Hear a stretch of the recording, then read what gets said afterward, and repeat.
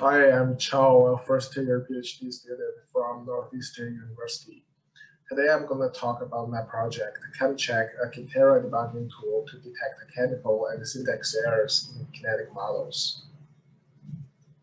Many important systems have very complicated chemistry, and it's common to make simple chemistry models and feed the parameters to lab reactor data to help us to understand the mechanism behind the system.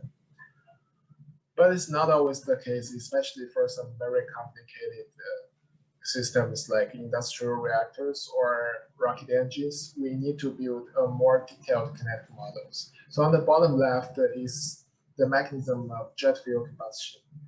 And it's impossible to derive the mechanism like this by hand. Luckily, we have computer science to help us to build the detailed kinetic model. So with high performance computing and the modeling software, now we are able to generate and interpret chemical detailed kinetic models automatically.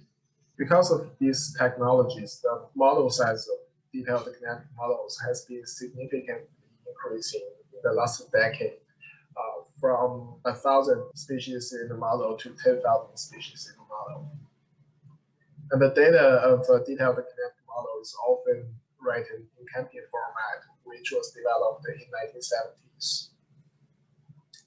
The ChemKin format includes 3 different file formats, which is mechanism file, which includes all the involved elements, species, and reactions in the model, and thermodynamic files, which can be used to calculate the thermal properties of each species in the model. Also, the transport data file to calculate the transport properties of each species in the model. So with all this data, how can we interpret them? Cantera is a good choice for us to interpret and validate our model. Cantera is an open source software which can help us to perform kinetic, thermodynamic, and transport simulations using detailed kinetic models. The first step using Cantera is converting the data from ChemKin format to Cantera input format. By doing this, we can get rid of the syntax errors in the ChemKin format, and we can also arrange the data in a more human-readable way.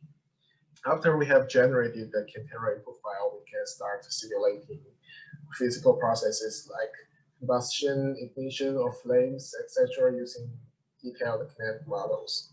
On the bottom, the figures are generated by Cantera simulating auto-ignition of methane and air mixture with the GRI Mach 3 mechanism. So we can use Cantera to simulate the temperature change and important species molar fraction change with respect to the time. We can compare this data to the experimental data to validate our model.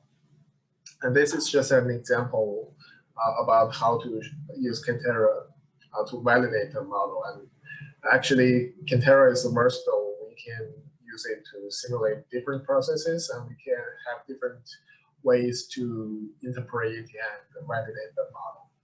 But most of the simulations in Cantera require solving a set of ordinary differential equations. Some errors in ChemKin files can make the simulation fail, and they are hard to find sometimes. Many published models contain syntax errors that Cantera cannot convert. So if you cannot convert the file from ChemKin to Cantera input file, then there's no way that you can run simulation with Cantera. For some published models, they have physical rates or thermodynamic properties, especially if they are merged from different sources, or some parameters are estimated from quantum chemistry calculation, or if the model is made by modeling software, it's easy to cause the Cantera ODE solver to crash. So we developed the ChemCheck to help to find out these errors. ChemCheck is an open source software hosted on GitHub. It's powered by Django, and users can upload their ChemKin files onto the ChemCheck website and convert the ChemKin files to Cantera input files. During the conversion, if any syntax errors were found, it will be reported on the website. And after we have the input file, we can start checking for thermodynamic discontinuity or condition violation or invalid PLOG or duplicate reactions. One of the common syntax mistakes we found is missing indices or spacing errors. The first data entry is a normal thermodynamic data entry. And the second one, we can see at the end of the first line, the index 1 is missing, and the third data entry, the index 1 is out of the position. So ChemCheck will make suggestions to user about how to fix these problems. And this is just one of the syntax mistakes can be diagnosed by ChemCheck. So after we have the input file, we can check for thermodynamic discontinuities. The bottom is an example of thermodynamic data block of methane. And we can see we have 3 different temperature points, which specify the temperature in 2 different intervals. In this case, it's 300 to 1,000 and 1,000 to 5,000. So in these 2 temperature intervals, we use 2 sets of parameters to calculate the thermal properties of methane using the formulas on top. And it is very important to make sure that at the common temperature point, the thermal properties generated from these 2 sets of parameters are equal to each other. Otherwise, you are likely to have an issue when you are running the calculation at the mid-temperature point. So if we plot the thermodynamic properties of the species out, we should be able to see 3 continuous curves. But if you have thermodynamic discontinuity, you will get 3 discontinuous curves, which are shown at the bottom. So ChemCheck will help users to go through all the species and detect if there's any thermodynamic discontinuity for each species. If so, it will plot them on the website, and users can visualize them and determine whether they need to re-estimate the thermodynamic data. So this is an example after we use ChemCheck to check for thermodynamic discontinuity for a model made by Knoll back to 2000. Some models have invalid PLOG and duplicate reactions. A PLOG reaction means the pressure-dependent Arrhenius reaction. The rate expression of PLOG reactions interpolates logarithm of K versus the logarithm of pressure. So it is important to make sure that the rate coefficient at all the reference pressure points and all the temperature range is positive. Also, the sum of reaction rate coefficients for sets of duplicate reactions must also be positive. So on the bottom left, there are 2 PLOG reactions.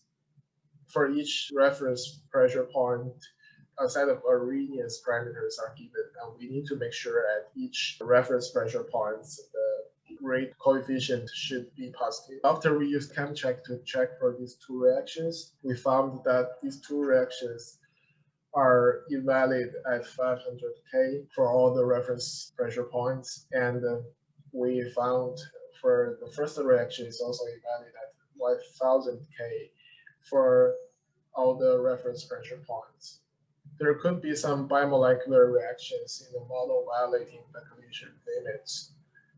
In order to make a reaction happen, 2 molecules needs collide with each other in correct orientation with enough energy. And the rate of reaction should be smaller than the rate of collision.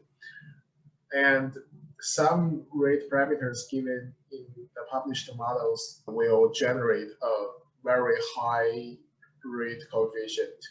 And this very high rate coefficient is higher than the rate of collisions.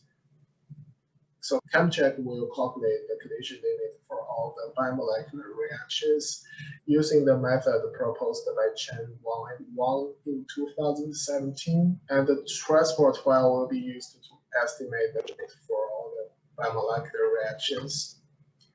So on the right is an output example from ChemCheck. Collision validation for other types of reaction can be checked by comparison. If you want to check for three-body and fall-off reactions, or if you don't have the transport file attached with thermodynamic and mechanism file, that's fine. ChemCheck will help you to plot all the logarithm of reaction coefficients. And you can specify the cutoff, the magnitude, the collision limit. You can drag the bar on the bottom to specify your cutoff, and ChemCheck will filter out all the suspicious reactions for you. Here's an animation showing how to do that. After you specify the cutoff as 20, which means you selected the magnitude of your collision limit is 20. So all the points bigger than 20 will be shown on the figure, and you can put your cursors on it to see the details of the reactions. Also, you can see the reaction equations are shown in the bottom. We also made some directed changes in Cantera to help solve the stiffness of ODE systems. Cantera uses C-modes as the internal ODE solver. So if you have a crash, you will get a C-mode error message. And it's hard to connect the error message from C-modes to the actual chemical information. So we add the problematic species according to the error messages. Users can find out the problematic reactions according to the reported species. They can find if there's any reactions involve any problematic species, and then they can further inspect these reactions. So as shown in this slide, according to the suspicious species on the left, we can find out the reactions involving these suspicious species from the model, and we can further inspect these suspicious reactions. For the future work, we are planning to improve the file editing function and web UI style, deploy the website, add more syntax checks as more errors are found, also improve the interpretation of C-modes error messages. For example, add problematic reactions instead letting users to deduce them. Contributions we made an easy-to-use web tool, and we make suggestions about how to fix the syntax error in ChemKin file. Also, we can help users to visualize and diagnose non-physical parameters in the kinetic model. Also, we can help avoid the ODE solver crash in Cantera simulation.